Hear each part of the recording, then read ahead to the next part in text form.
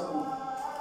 वक़ाल अलैहिस्सलातु वस्सलाम अस्सनतु 12 शहरन मिन्हा अर्बअतुन हुरुम सलातुन मुतवालियातुन ज़ुल क़अदति व ज़ुल हिज्जति वल मुहर्रम व रजब मुदर अल्लज़ी बैन जुमादा व शअबान।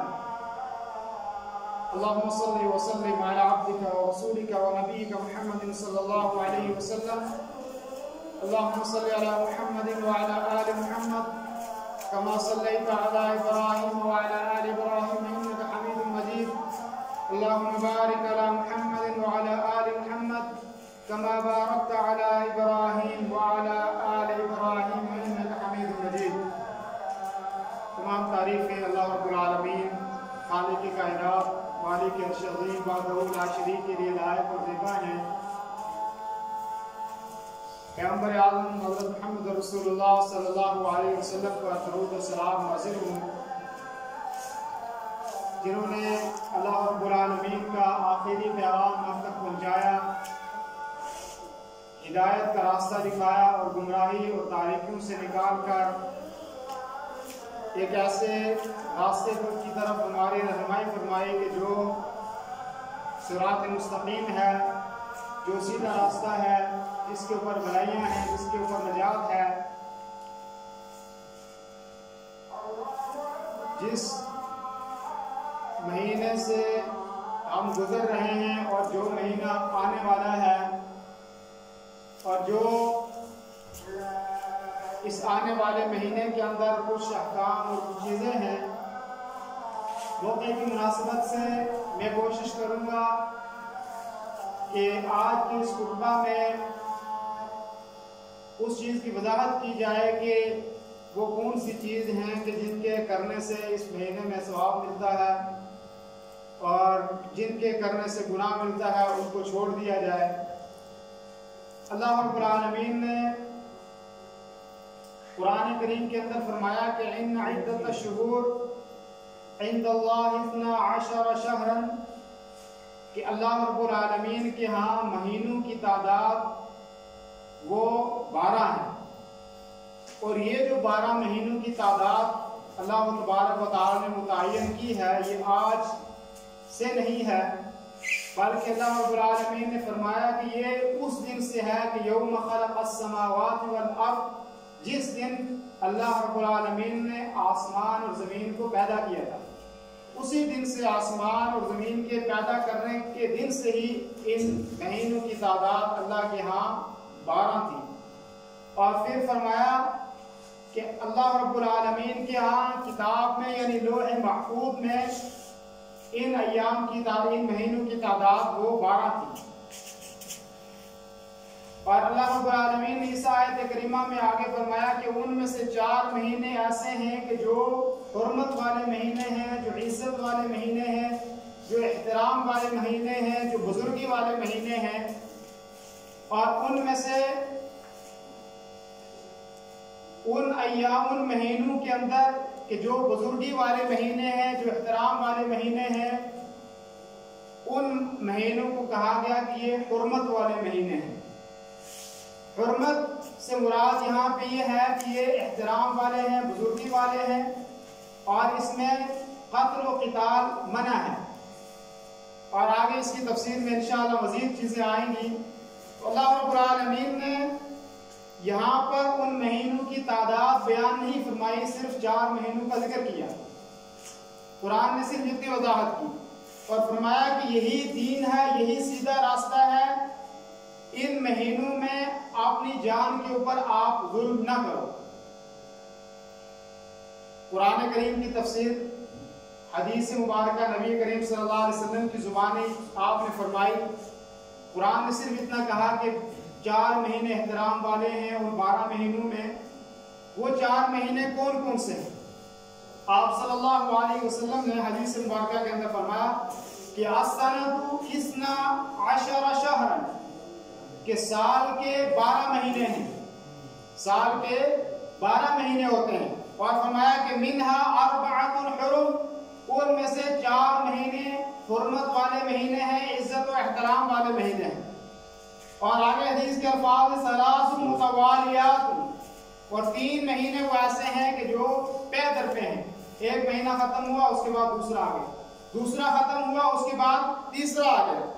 फरमाया कि उनमें से उन 3 जो एक साथ हैं, एक जुल्क़ादा का महीना है, एक जुल्हिज्जा का महीना है जो अभी खत्म होने वाला है, और एक मुहर्रम का महीना है। और फरमाया एक और महीना है, चौथा महीना वो है व रजब अल्लज़ी बैन जुमादा व शाबान, कि एक रजब का महीना है कि जो शाबान के महीने से पहले आता है और जुमादल आखिर के महीने के बाद आता है। अब ये 4 महीने इज्जत और एहतराम वाले महीने हैं। हाफिज इब्न कसीर रहमहुल्लाह ने इसकी वजाहत की कि ये 4 महीने जो हुर्मत वाले हैं, ये 4 महीने हुर्मत वाले क्यों हैं, क्यों इनको कहा गया कि ये 4 महीने हुर्मत वाले हैं।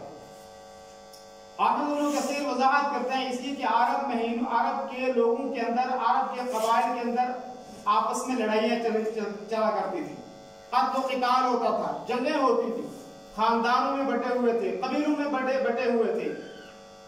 वो इन लड़ाइयों में उलझे हुए रहते थे, लेकिन उनके यहाँ खाना काबा का एहतराम, मुक़द्दस मकामात अरफा और मुज़दलिफ़ा और मिना जैसे मकाम का एहतराम उनके यहाँ ज़माना जहलियत के अंदर भी मौजूद था। हज करने के लिए वो भी आते थे, और इसलिए कहा कि जुल्क़ादा का महीना ये हज की तैयारियों का महीना है। बाहर से मेहमान आएंगे, अजमी लोग भी आएंगे, और हमारी लड़ाइयाँ इसमें होंगी, तो एक तो हम खुद मुतासिर होंगे, हमारी तिजारत मुतासिर होगी, और दूसरी बात यह कि ये बाहर से आने वाले लोगों के लिए मुश्किलात का सामना होगा। तो इसलिए उन्होंने ये मुआहदा किया हुआ था कि हम जुल्क़ादा के महीने और जुल्हिज्जा और मुहर्रम के महीने में, इन 3 महीनों में हम जंग नहीं करेंगे। जुल्क़ादा की वजह ये समझ में आई कि इसमें वो हज की तैयारियां करते थे। आज की तरह नहीं फ्लाइटें थी कि आदमी दूसरे दिन पहुंच जाएगा, बल्कि लंबा सफर हुआ था, और जुल्क़ादा के महीने में लोग तैयार होते थे। जुल्हिज्जा के महीने में हज का महीना था और हज किया करते थे लोग, तो इसलिए इस महीने को भी हुर्मत वाला कहा गया। मुहर्रम को क्यों कहा गया? इसलिए कि मुहर्रम के महीने में हुज्जाज किराम अपने वतन में वापस लौटा करते थे, तो ये आसानी के साथ था कि आ भी सके लोग बाहर से, और उसके बाद हज जैसे फरीजे को भी अंजाम दे सके, और उसके बाद आराम और सुकून के साथ वापस भी वो लौट सके। इसलिए इन 3 महीनों को कहा कि ये हुर्मत वाला महीना है। रजब के महीने को क्यों कहा कि ये हुर्मत वाला महीना है? इसलिए कि साल में 1 महीना वो उम्रे के लिए रखते थे, ताकि खाना काबा की ज़ियारत की जाए और बाहर से भी लोग आए, और हम भी आपस में जो लड़ते हैं कबाइल, ये सारे कबीले आराम से हरम मक्का की ज़ियारत कर सकें और वहाँ पे आके तवाफ कर सकें। ये इस्लाम से पहले उन लोगों का रवैया था। इस्लाम आने के बाद अल्लाह तबारक व तआला ने और रसूल पैगंबर सल्लल्लाहु अलैहि वसल्लम ने भी इन महीनों की हुर्मत इस्लाम में भी बाकी रखी। लेकिन आज भी अफसोस के साथ बहुत सारे मुल्क ऐसे हैं जो मुसलमानी का दावा करते हैं, वो उसमें से सर फहरिस्त ईरान है, और भी कुछ मुल्क हैं जो इन महीनों की हुर्मत को भी पामाल करते हैं, हुज्जाज किराम को भी मुतासिर करते हैं, खाना काबा को भी मुतासिर करते हैं, और उस रास्तों से गुजरने वाले हुज्जाज को भी मुतासिर करते हैं। ऐसे लोग भी मौजूद हैं। और फिर ये जो मुल्की जंगें हैं आजकल के, हमारे इस मुल्क में हूं या कहीं भी हूं, इस्लामी एतबार से इन महीनों के अंदर भी इनकी मुमानत है। इन महीनों के अंदर ये चीजें नहीं होनी चाहिए।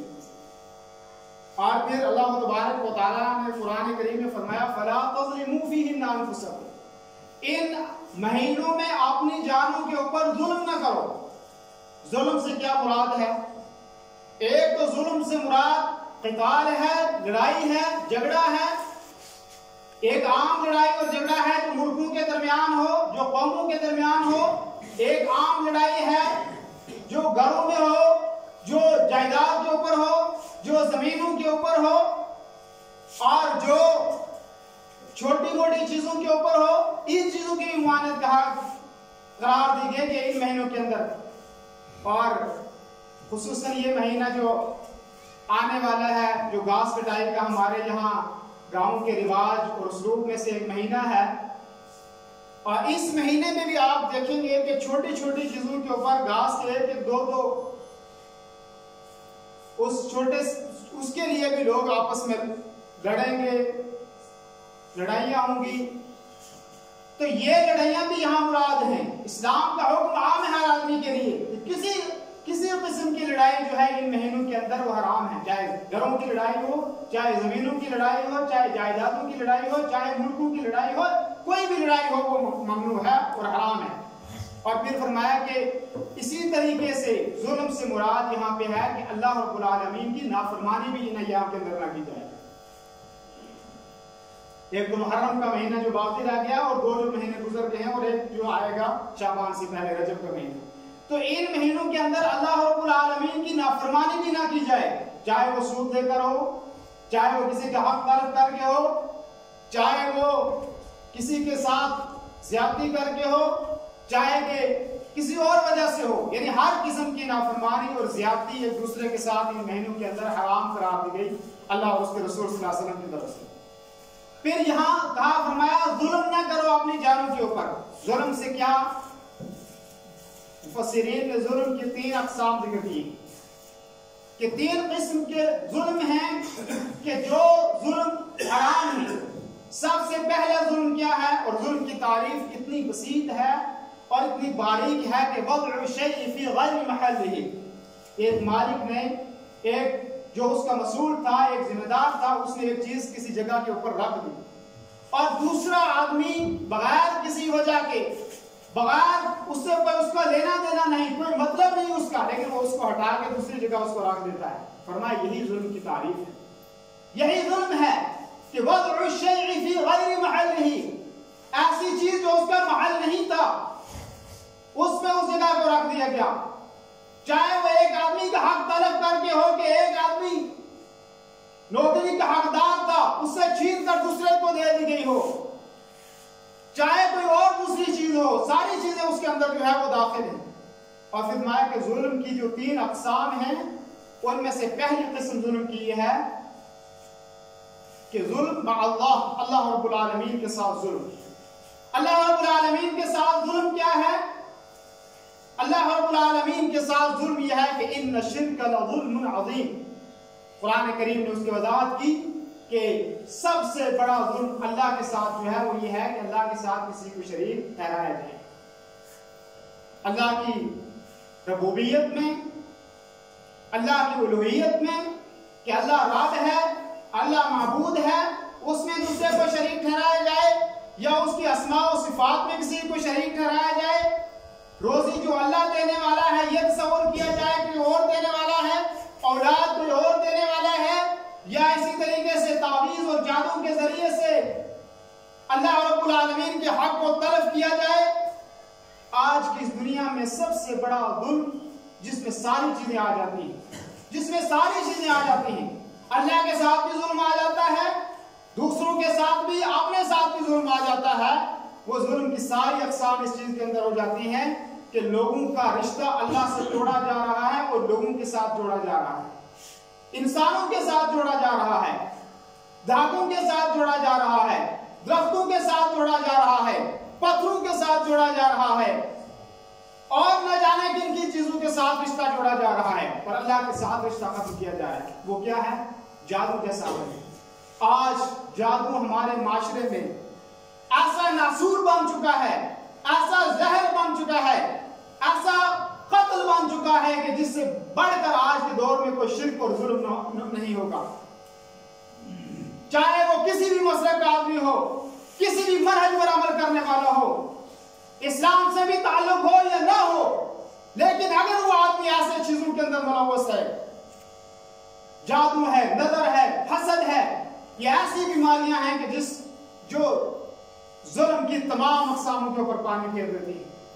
लोगों के मालों से हसद, लोगों की औलाद से हसद, जान और माल से हसद, ये कोशिश करना कि दूसरे का बच्चा पीछे रह जाए, ये कोशिश करना कि दूसरे की जमीन खत्म हो जाए, ये कोशिश करना कि फलां का इल्म खत्म हो जाए।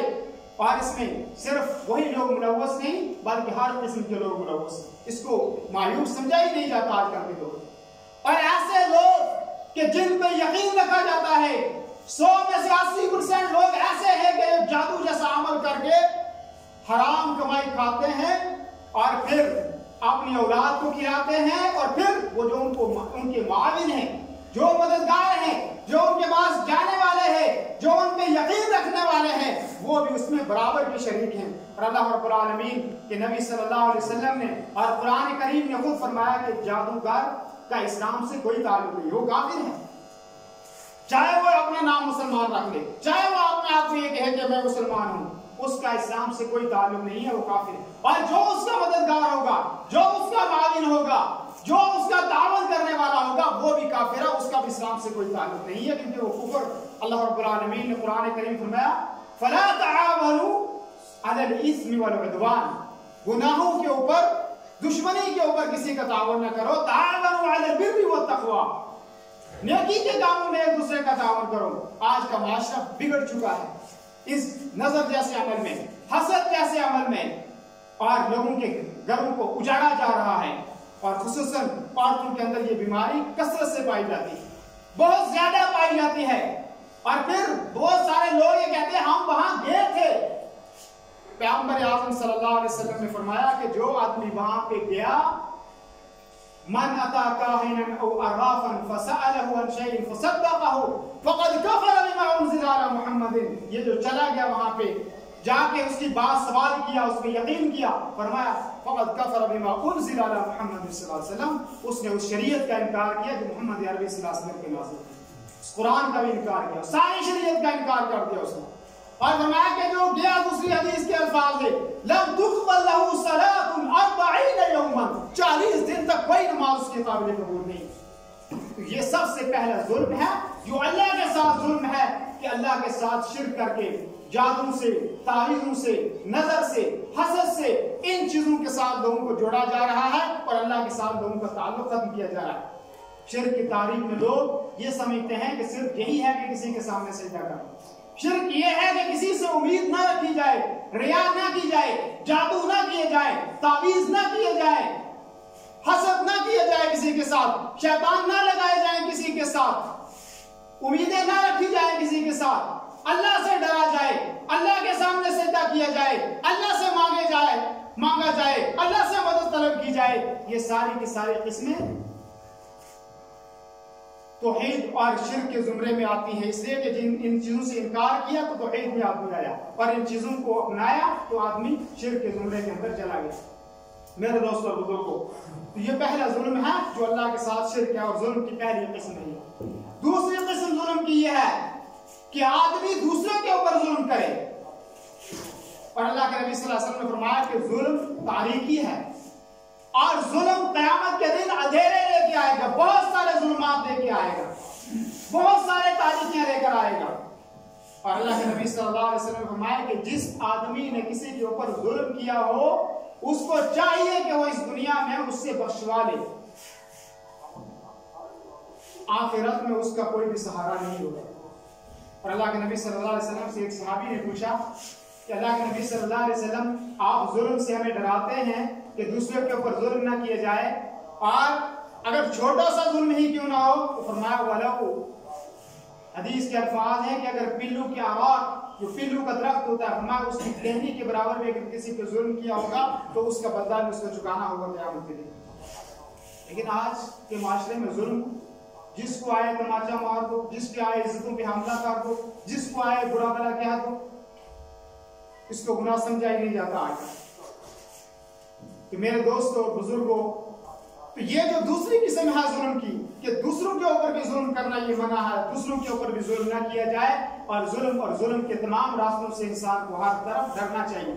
और जुल्म का एक नुकसान ये भी है कि जालिम को इंतकाम दुनिया में भी मिलता है और आखिरत में भी मिलता है। फिरौन जैसा जालिम, दुनिया में उसको सजा मिली या नहीं मिली? कारून जैसा जालिम, दुनिया में सजा मिली या नहीं? पैगंबर आज़म सल्लल्लाहु अलैहि वसल्लम के साथ जिन्होंने जुल्म किया, क्या उनको दुनिया में सजाएं मिली या नहीं मिली? इस अपने माशरे में भी आप देखो कि जहां जहां जिसके ऊपर जुल्म हुआ है, जालिमों को सजा दुनिया में मिली है और मिलकर रहेगी। और ये अल्लाह का भी फैसला है, अना और रसूली, अल्लाह और उसके रसूल का दीन गालिब आएगा, उसके अलावा कोई चीज गालिब नहीं आ सकती। तो ये जुल्म की दूसरी किस्म। जुल्म की तीसरी किस्म है कि इंसान अपनी जान के ऊपर जुल्म करे, और इससे भी अल्लाह तबारक व तआला ने कुरान करीम के अंदर मना फरमाया, वला तुल्कू बिअयदीकुम इला तहलुका, अपने आप को हलाकत की तरफ न डालो, अपने आप को जुल्म के अंदर न डालो। उसकी किस्म यह है कि आदमी अपने आप पर जुल्म करे। मिसाल के तौर पे उसकी एक किस्म यह है कि आदमी शराब जैसे अमल को इस्तेमाल करके अपनी जान पर जुल्म कर रहा है और खुदकुशी का मुर्तकिब हो रहा है, जुए जैसे अमल करके अपने पैसे को बर्बाद कर रहा है, सिगरेट जैसे और जैसे जो नशावर चीजें हैं उनको इस्तेमाल करके आदमी अपनी जान के ऊपर जुल्म कर रहा है, और यही जुल्म खुदकुशी की जानिब पहुंच जाता है।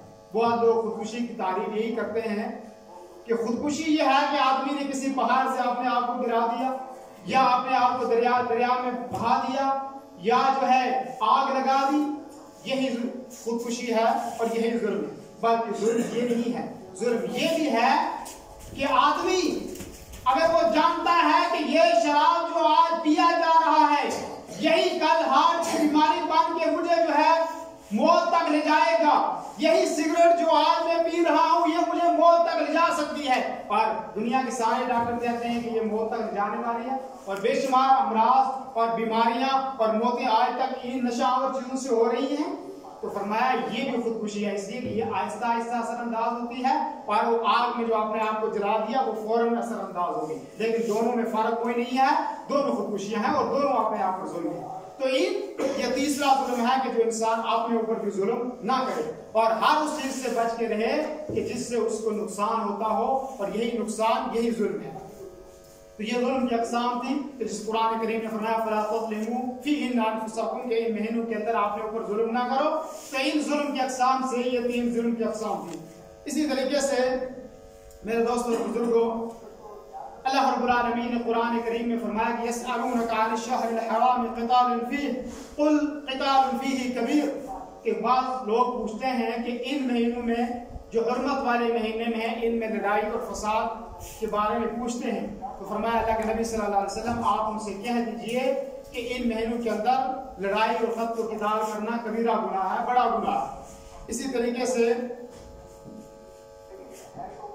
कुछ लोग ये तसव्वुर करते हैं कि अगर हम नेकी करेंगे इन महीनों के अंदर तो हमें नेकी का इजाफा होगा, और नेकी में इजाफा होता ही है आदमी अगर अच्छा काम करता है, लेकिन अगर कोई इन महीनों के अंदर बुराई करता है तो क्या उसका गुनाह ज्यादा होगा? बहुत सारे मुफस्सिरीन की यही राय है कि जो ये हुर्मत वाले महीने हैं इन महीनों के अंदर कोई गुनाह करेगा, अल्लाह की नाफरमानी करेगा तो उसको गुनाह भी दुगना दिया जाएगा, ज्यादा दिया जाएगा, क्योंकि इस महीने में अल्लाह की नाफरमानी की ममानत है। और गुनाह एक ऐसा जख्म है कि जो इंसान को स्याह का, इंसान के दिल को स्याह कर देता है और इंसान की जिंदगी को भी स्याह कर देता है। अल्लाह के नबी सल्लल्लाहु अलैहि वसल्लम ने फरमाया कि इन्नल मुमिन इज़ा अज़नबा, कि जब मोमिन आदमी कोई गुनाह करता है और उसके गुनाह करने की वजह से एक स्याह नुक्ता उसके सीने के ऊपर लग जाता है, और फरमाया कि फ़इन ताबा व नसा, अगर वो तौबा करता है तो ये स्याह नुक्ता जो उसके सीने पर लगा है ये खत्म हो जाता है। सुक़िला क़ल्बुहु, उसका दिल धो लिया जाता है, खत्म, उसके दिल की सफाई हो जाती है। फरमाया अगर वो नहीं ये करता तो ये स्याह नुक्ता जो है ये बढ़ता रहता है, और यहाँ तक हदीस के अल्फाज है हत्ता यअलु क़ल्बा, यहाँ तक कि उसका दिल पूरा का पूरा स्याह हो जाता है।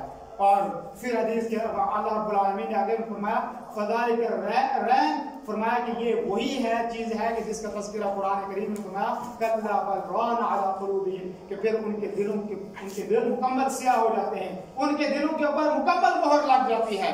तो इसलिए गुनाहों से अपने आप को भी बचना चाहिए। और इंसान की जिंदगी में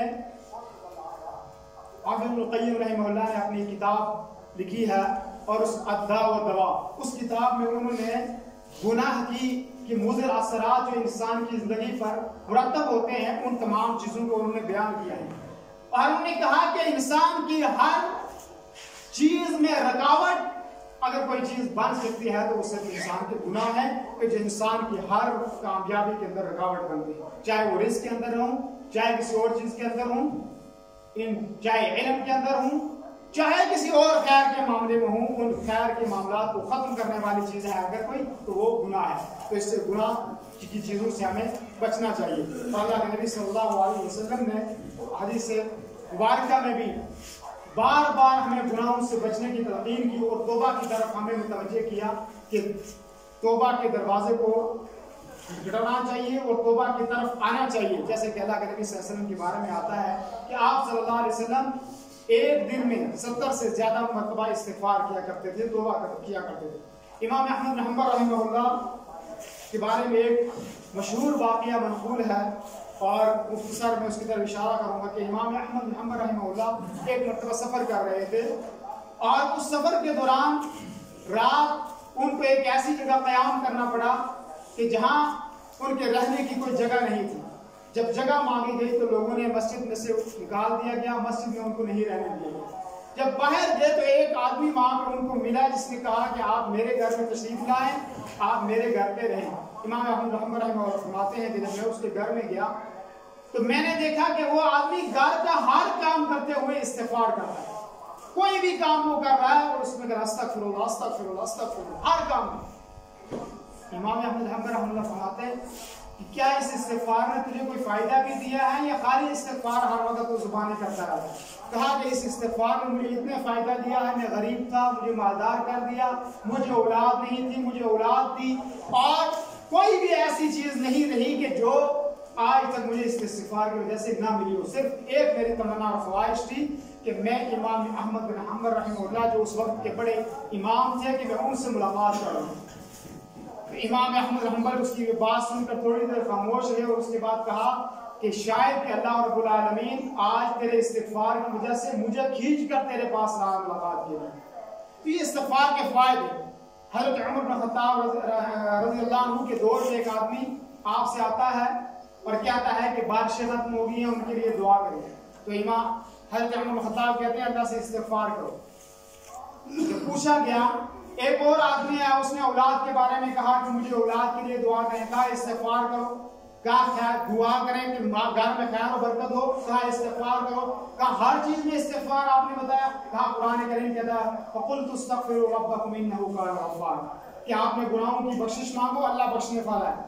फकुल्तु अस्तगफिरु रब्बकुम इन्नहु कान गफ्फार युरसिलिस समा अलैकुम मिदरारा, अल्लाह बारिशें में नाज़िल करेगा। उसके बाद फरमाया कि अल्लाह औलाद भी देगा, अल्लाह बेटे भी देगा और अल्लाह जन्नत और बागात भी देगा। फरमाया ये सारे इस्तिगफार के सवारात हैं। और जब आदमी इस्तिगफार नहीं करता, गुनाह होते हैं, तो फरमाया उसकी वजह से सारे खैरात। इसमें कुछ और चीजों की मुमानत भी है। वो ये है कि बहुत सारे लोग इस महीने के अंदर लोहा करते हैं। अल्लाह के नबी सल्लल्लाहु अलैहि वसल्लम फरमाया कि अरबअ फी उम्मती मिन अम्रिल जाहिलिया ला ततरुकुहुन्ना, फरमाया कि 4 चीजें मेरी उम्मत में जाहिलियत की चीजों में से हैं, जब तक आदमी उनको छोड़ न दे। पहली चीज उनमें से ये है कि अल फख्रु फिल अहसाब वाला हूं, मैं फलां नस्ब वाला हूं। फरमाया ये ज़माना जाहिलियत के अलावा से जब तक आदमी ना इनको छोड़ देगा तो वो जाहिलियत में रहेगा, और छोड़ दिया तो जाहिलियत के जुम्मे से निकल जाएगा। फरमाया पहली चीज है। आज का मसला इस आदमी के अंदर रहे तो गोया कि समझ ले कि वो जाहिलियत के ज़माने के अंदर आज भी मौजूद है। इसी तरीके से दूसरी चीज़ अल्लाह के नबी ने फरमाया कि वक़्तअन फिल अंसाब, के नस्ब के अंदर तान करना। किसी का अफराद आपकी कौम ऐसी है, आपके माँ बाप ऐसे थे, तो ये जो चीज़ें हैं फरमाया ये भी ज़माना जाहिलियत के अलावा है। और फरमाया इसी तरीके से अल फ़ख्र वल इस्तिस्क़ा बिन नुजूम, सितारों के जरिए से मदद हासिल करना, किस्मत मालूम करना। ये जो आए लोग जो लोहा करते हैं, लोहा कहाँ पे किया जाता है? किसी मैयत के मरने के बाद उसकी तारीफें बयान करके कि ये इतना अच्छा आदमी था और इतना बुजुर्ग आदमी था, ये वैसा आदमी था, ये वैसा, या उसकी खूबियों को या उसकी बुराइयों को बयान करके या उसके रिश्ते को बयान करके आदमी जो है चिल्ला चिल्ला के जोर से आदमी बयान करे, इसको कहते हैं लोहा। और फरमाया कि ये चौथी चीज ये भी ज़माना जाहिलियत की अलामत में से। इस महीने में बहुत सारे लोग चीखेंगे, चिल्लाएंगे, रोएंगे, तो फरमाया आप समझ लें कि ये ज़माना जाहिलियत की चीज़ों में से है। और इसी तरीके से अल्लाह के नबी सल्लल्लाहु अलैहि वसल्लम ने फरमाया वक़ाल अन्नाह इज़ा लम ततुब क़ब्ल मौतिहा तुक़ाम यौम अल-क़ियामा व अलैहा सिरबाल मिन क़तरान। फरमाया कि अगर कोई औरत लोहा करने वाली औरत है, किसी मरने वाले के बाद, जो आदमी मर गया उसके मरने के बाद, फरमाया कि वो औरत अगर मरने से पहले तौबा नहीं करेगी तो फरमाया क़यामत के दिन ऐसे उठेगी वो कि जैसे कि उसके उसके ऊपर तारकोल की तमीज उसको पहनानी होगी और वो आजाब के अंदर गिरफ्तार होगी। ऐसी हालत में होगी वो औरत कि जिसने किसी मरने वाले के ऊपर लोहा किया। बेशुमार मरने वाले जब दुनिया से मरते हैं हर आदमी को दुख और अफसोस होता है, लेकिन उसके ऊपर लोहा कर रहा, तो जो लोहा करने वाले हैं या किया है जिसने, तो उनको मरने से पहले तौबा करनी चाहिए। अगर तौबा नहीं की तो फरमाया कि उसको तारकोल की तमीज उसको पहनाई जाएगी क़यामत के दिन। और इसी तरीके से अल्लाह के नबी सल्लल्लाहु अलैहि वसल्लम ने फरमाया लैसा मिन्ना मन लतम अल खुदूद, कि वो आदमी हम में से नहीं है कि जो अपने सीनों अपने चेहरों को पीटे दुख की वजह से, परेशानी की वजह से। और इसी तरह फरमाया वशक्कल जुयूब, और फिर अपने सीना को भी करे, सीने को पीटे इस वजह से किसी मरने वाले के ऊपर उसके दुख को जो है वो बयान करने के लिए। फरमाया वदाअ बिदाअल जाहिलिया, ऐसा आदमी ज़माना जाहिलियत की पुकार और ज़माना जाहिलियत के कामों को उजागर कर रहा है। ऐसा आदमी कि जो इस ज़माने में, अगर आजकल के ज़माने में कोई आदमी आपको लगता है कि वो आदमी, आपको नजर आता है कि वो आदमी अपने चेहरे को पीट रहा है, अपने सीने को पीट रहा है, तो आप ये समझ लीजिए कि अल्लाह के नबी ने फरमाया हम में से नहीं है, तो वो हम में से नहीं होगा, उसके साथ शरीक होने की हमें ज़रूरत नहीं है। इसी तरीके से हज़रत अबू बरदा बिन अबू मूसा अशरी फरमाते हैं कि एक मरतबा वो बीमार हो गई, अबू मूसा अशरी बीमार हो गई और इतने बीमार हुए कि उनकी घर वाली के गोद के अंदर उनका सर था और इसी हालत में उनको वशी तारी होगी, लेकिन शौर उनको बाकी था। तो फरमाया वो रोने लगी और चिल्लाने लगी। तो जब उनको इफाका हुआ तो इफाका होने के बाद उन्होंने जो है फरमाया कि अल्लाह के नबी सल्लल्लाहु अलैहि वसल्लम फरमाया कि जो आदमी जोर जोर से चिल्लाए, जो सर को मंडवाए, जो अपने सीने को फाड़े, अपने गिरबान को फाड़े, अपने चेहरे को पीटे, फरमाया कि वो हम मुसलमानों में से नहीं है। उन्होंने अपने घर वाले को ये अल्फाज उन्होंने कहे। और इसी तरीके से बहुत सारे लोग आजकल के दौर में नवासा रसूल हज़रत इमाम हुसैन रज़ियल्लाहु अन्हु की वजह से अपने सीने को पीटते हैं और ये समझते हैं कि ये जो लोग नहीं पीटते हैं ये उनसे मोहब्बत का इजहार नहीं करते हैं, जबकि हमारे ईमान का ये हिस्सा है। हज़रत अली रज़ियल्लाहु अन्हु से मोहब्बत, आपके नवासों से मोहब्बत, ये हमारा ईमान का हिस्सा है। और कोई आदमी उस वक्त तक मोमिन नहीं हो सकता कि जब तक वो आदमी उनके साथ मोहब्बत का इजहार ना करे या उनसे मोहब्बत ना रखे। और अल्लाह के नबी सल्लल्लाहु अलैहि वसल्लम हदीस के अल्फाज मुस्लिम अहमद की रिवायत है, फरमाया अल्लाहुम्मा इन्नी उहिब्बुहा व अहिब्बुहुमा, अल्लाह फरमाया कि अल्लाह मैं इनसे मोहब्बत करता हूँ, फरमाया कि तुम भी अल्लाह ताला आप इनसे मोहब्बत कीजिए। हसन हुसैन रज़ियल्लाहु अन्हु।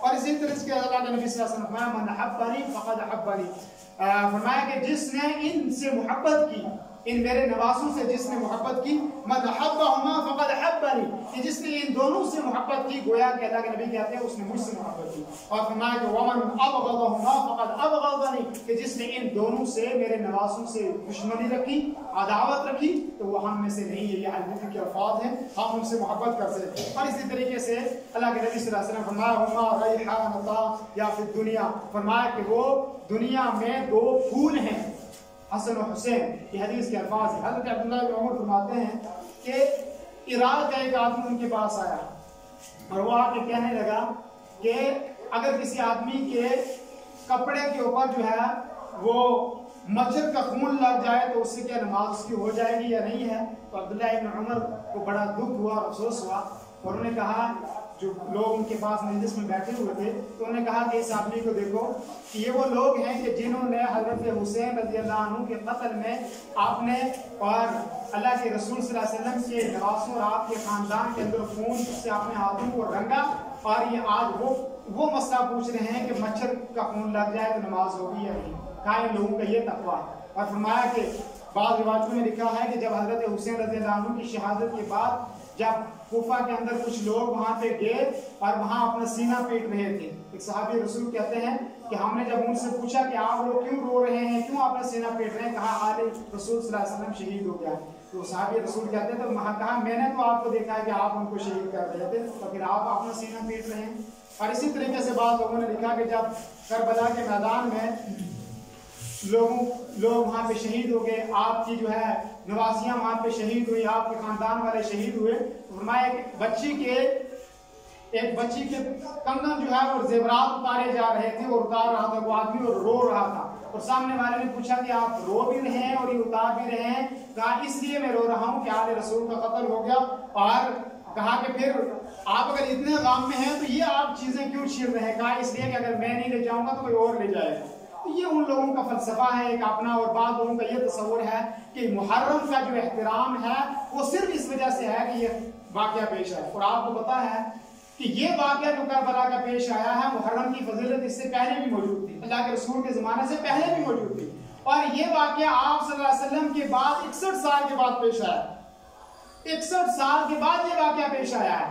तो लोग ये समझते हैं कि मुहर्रम का जो फजीलत मुहर्रम की है वो सिर्फ इस वजह से है, बल्कि शरीयत मोहम्मदी 60 साल पहले आप सल्लल्लाहु अलैहि वसल्लम का इंतकाल होगा, आप दुनिया से चले गए, और ये फजीलतें उस वक्त मौजूद थी। ये इस वजह से नहीं, ये एक आम वाकया पेश हो गया जिसके सारे दुनिया के मुसलमान मजम्मत करते हैं, हम भी मजम्मत करते हैं। ये नहीं होना चाहिए था, लेकिन अल्लाह की तरफ से ये था, शहादतें आपके मुकद्दर में लिखी हुई थी, आपको ये होनी थी, आपके लिए एक फख्र की बात थी उनके लिए। लेकिन इसमें सीना पीटने की कोई हदीस या कोई वाकया हदीस से साबित नहीं। फिर आखिरी बात जो रह जाती है वो ये है कि इस महीने की जो 10 तारीख है इसको आशूरा कहा जाता है। ये जो आशूरा का दिन है, इस दिन में अल्लाह के नबी सल्लल्लाहु अलैहि वसल्लम से जो अमल साबित था वो ये था कि आप इस दिन में रोजा रखते थे। आप जब मदीना गए तो देखा कि यहूद इस दिन में रोजा रख रहे हैं, तो अल्लाह के नबी सल्लल्लाहु अलैहि वसल्लम ने पूछा कि ये लोग क्यों रोजा रख रहे हैं। फरमाया इसलिए कि इस दिन में अल्लाह रब्बुल आलमीन ने हजरत मूसा अलैहिस्सलाम और उनकी कौम को फिरौन से निजात दिलाई, और उस खुशी की वजह से ये लोग जो है आज के दिन में रोजा रख रहे हैं। तो अल्लाह के नबी सल्लल्लाहु अलैहि वसल्लम हम ज्यादा हकदार हैं मूसा अलैहिस्सलाम की इज्जत और आजमत के, तो हम इस दिन में जो है वो रोजा रखेंगे आप सल्लल्लाहु अलैहि वसल्लम। लेकिन फिर आप सल्लल्लाहु अलैहि वसल्लम फरमाया कि अगर मेरी जिंदगी रही तो अगले साल मैं इनकी मुखालिफत करूंगा, रोजा तो रखूंगा लेकिन यहूद की मुखालिफत करूंगा। और फरमाया उसकी वजह ये कि ये सिर्फ 10 तारीख को रोजा रखते हैं, लेकिन मैं ये करूंगा कि 9 और 10 2 दिन का रोजा मिला के रखूंगा। और फिर तीन चीजें हैं, अगर आज के दौर में अगर कोई सिर्फ 10 मुहर्रम का रोजा रखेगा तब उसको फजीलत मिल जाएगी, लेकिन अफजल यह है कि आदमी 9 और 10 का रोजा मिला के रखे। अगर 9 का नहीं रख सका तो 10 और 11 का रोजा आदमी मिला के रखे। फजीलत की क्या है, अल्लाह के नबी सल्लल्लाहु अलैहि वसल्लम कि जो साल गुजर गया है उसके गुनाहों का कफारा है, यानी एक दिन का रोजा रखना 1 साल के गुनाहों के कफारे का सबब है। और ये इसकी फजीलत है कि जो हमें मुसलमानों को जो करनी चाहिए, और उस दिन में अच्छे खाने पीना आम दिन है, जैसे 10 मुहर्रम का दिन जैसे आम दिन है वैसे ही वो दिन है, लेकिन उसमें रोजा रखा जाएगा, और रोजे का अजर सवाब भी बहुत ज्यादा है और फजीलत भी बहुत ज्यादा है, और ये अल्लाह के नबी सल्लल्लाहु अलैहि वसल्लम की सुन्नत भी है, और आप सल्लल्लाहु अलैहि वसल्लम ने इसको करने के लिए भी कहा है। लेकिन उस दिन ईद मनाई जाए, उस दिन महफिल मुनक़्क़द की जाए, उसमें हलवे पकाए जाए, उसमें अच्छे अच्छे खाने पकाए जाए, और उसमें ये समझा जाए कि ये दिन जो है वो मायूब है, या मुहर्रम के महीने में शादियां ना की जाए, या और किसी नेक अमल को छोड़ दिया जाए, तो ये सारी वो चीजें हैं कि जो बिदआत में से है, जो मुहर्रमात में से है, जो हराम चीजें हैं, जिन चीजों का इससे कोई ताल्लुक नहीं है। तो मेरे दोस्तों बुजुर्गों, ये चंद चीजें थी जो मुहर्रम और आशुरे हुर्रम और आशुरा के मुतालिक थी, और हमें इसमें इन चीजों का ख्याल रखना चाहिए कि नेकी के काम इन महीनों के अंदर ज्यादा से ज्यादा करने चाहिए इस महीने में भी, और जो है भलाई के काम करना चाहिए। जुल्म से इस महीने के अंदर जो है वो रुकना चाहिए, चाहे वो किसी पे हो या अपने ऊपर जुल्म हो या कोई भी चीज हो बुराई के ताल्लुक से, उससे रुकना चाहिए। और फिर 10 मुहर्रम का जो है वो हमें रोजा रखना चाहिए, 9 का या 10 का या 10 और 11 का रोजा मिला के हमें रखना चाहिए। ये हमारे लिए फजीलत की बात है, और इन चीजों के करने की आप सल्लल्लाहु अलैहि वसल्लम और आपके सहाबा की तरफ से इजाजत है, वो किया करते थे। बाकी इस दिन में आपने सीनों को पीटना, आपने गरीबान को फाड़ना, ऐसे कोई किसी जलसों में शरीक करना होना, किसी जुलूस में शरीक होना, कोई और अमल करना, ये सारे के सारे वो काम हैं जो बिदआत हैं। और बिदअत ऐसी चीज है कि जो जहन्नम में ले जाने वाली है, जो हराम है, और जो इंसान के नेक अमल को भी खत्म कर देती है। अल्लाह रब्बुल आलमीन नेक काम करने की तौफीक अता फरमाए, अच्छे काम करने की तौफीक अता फरमाए, नेकी के काम करने की तौफीक अता फरमाए, बुराई और बुराई के कामों से अल्लाह रब्बुल आलमीन हमारी हिफाज़त फरमाए, जुल्म और जुल्म की किस्मों से हमें बचने की तौफीक अता फरमाए। बारकल्लाहु लना व लकुम फिल कुरानिल अज़ीम व नफ़अना व इय्याकुम बिल आयाति व ज़िक्रिल हकीम इन्नहु तआला जव्वादुन करीमुन मलिकुन बर्रुहुर रहीम व अक़ूलु क़ौली हाज़ा व अस्तग़फिरुल्लाह इन्नल्लाह हुवल गफ़ूरुर रहीम। अल्लाह रब्बुल आलमीन आप लोगों का जो ये मस्जिद के साथ रब्त है, ये ताल्लुक है, इसको कायम रखे, और जो आपके बुजुर्गों ने यहाँ पे मेहनत की थी इस मस्जिद के सिलसिले में, उसको आप बाकी रखें। और ये बहुत बड़ा शर्फ वाला काम है, ये बहुत बुजुर्गी वाला काम है, ये बहुत अजमत वाला काम है। उन बुजुर्गों ने अपने वक्त में अपने हिस्से की एक ईंट रखी, अपने हिस्से का एक बुनियाद रखी। आप जो मौजूद हैं आप अपने हिस्से की एक बुनियाद रखेंगे अपनी ताकत के मुताबिक, आपकी नस्लें आएंगी वो अपने हिस्से के मुताबिक इसमें काम करेंगे। लेकिन मैं नहीं हूँगा, पुराने बुजुर्ग जो थे वो नहीं रहे, आप भी नहीं होंगे, लेकिन ये मस्जिद बाकी रहेगी और ये दरो दीवार आपके लिए गवाही देती रहेगी क़यामत के दिन कि आपने इसमें हाथ से ताउन किया था, माली ताउन किया था, जानी ताउन किया था, इसमें जुमा पड़ा था। ये जो भी नेकी के काम किए थे वो आपके बाकी रहेंगे। जो इसका काम इतना अजीम काम और इतना अच्छा काम यहाँ पे जो इसका हुआ है, जो काम बाकी है, अल्लाह रब्बुल आलमीन आपसे इस काम को ले और आपके लिए उसको सदका जारिया बनाए और हमारी कब्रों में उसको जो है नूर बनाए, रोशनी का जरिया बनाए, हमारी आखिरत में उसके लिए रोशनी का जरिया बनाए। जो लोग, जिन लोगों ने आज तक इसमें जगह, जिन्होंने वक्त की, जिन्होंने ताउन किया, जिन्होंने जिस तरीके की मदद फरमाई, जो गुजर के हैं, अल्लाह उनकी आखिरत को बेहतर फरमाए, अल्लाह उनके दर्जात को बुलंद फरमाए और जो बाकी हैं अल्लाह रब्बुल आलमीन उनके माल में बरकत फरमाए, उनकी जान में बरकत फरमाए, उनके आल व याल में अल्लाह रब्बुल आलमीन बरकत फरमाए और जो इसमें हिस्सा लेते हैं, काम करते हैं, अल्लाह रब्बुल आलमीन को सेहत व तंदुरुस्ती अता फरमाए और उनसे ज़्यादा दीन के काम ले। और जब इंसान दुनिया से चला जाता है और जाने के बाद जब वहाँ पे जाने के बाद इंसान देखता है तो उसके अमल में इजाफा हो रहा है, वो पूछता है कि मैं तो दुनिया छोड़ के आ गया, मेरे अमलों में इजाफा कैसा? फरिश्ते कहते हैं कि वो जो नेक काम आप पीछे छोड़ के आए हो उसकी वजह से आपके अमल में यहाँ इजाफा हो रहा है।